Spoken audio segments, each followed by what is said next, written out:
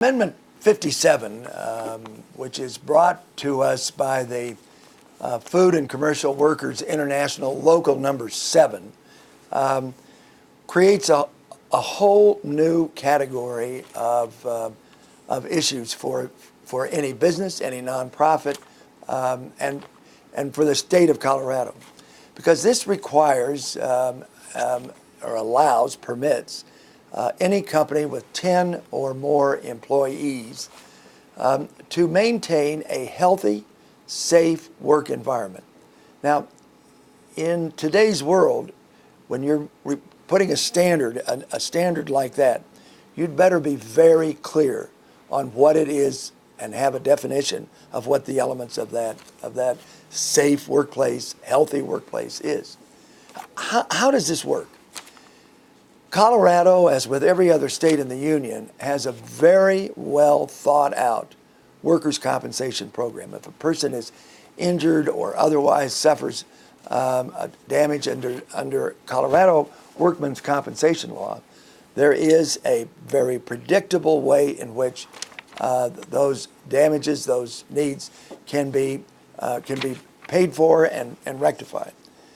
What this does, what this Safe Workplace Amendment does, is to create a whole new cause of action.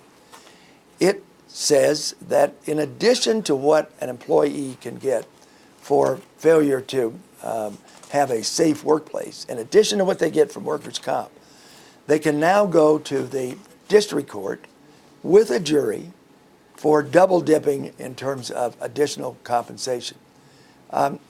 This will render our workers' compensation program here in Colorado just into a chaotic state.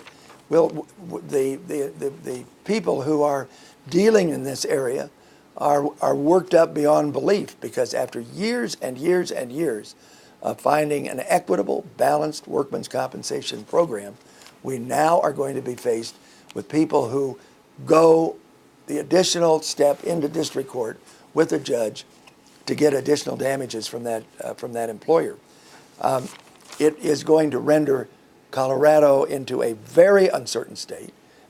Employees that are covered by this are going to find themselves in a very, very uneven situation. And finally, this is another one of those amendments brought to us by labor on the ballot that people outside Colorado, businesses who want to move here, are looking at this and saying, no, if this passes, it's too chaotic for Colorado. It's too chaotic for our investment. And it also affects those local businesses we are working with every day, where we're trying to grow them and keep Colorado as competitive as we can.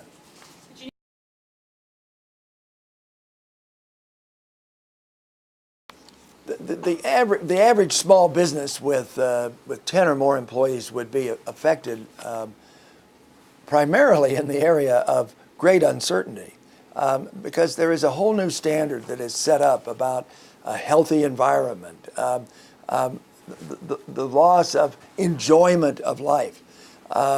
These undefined areas in this statutory provision leads to nothing but uncertainty. It's a gold mine for lawyers to go through there and find some way of defining that I've lost the sort of meaning of life by working in this company, and I'm going to bring a cause of action separate from workers' compensation through the court system with a jury, and the average small business with 10 or more employees is going to be totally confused, totally uncertain, and wondering why in the world they're in business to begin with.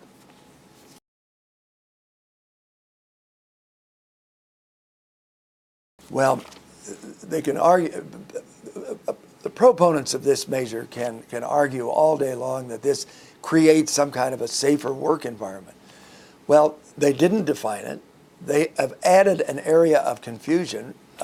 One application of this program in Durango may be quite different from the application of the program in Colorado Springs or Lyman. What we're going to do here is to create so much uncertainty in this business that legions of lawyers are going to take decades to decide and have the courts decide how these areas are going to be defined. Business hates uncertainty. We all hate uncertainty, particularly in uncertain times. This is bad for Colorado, and it's bad for business.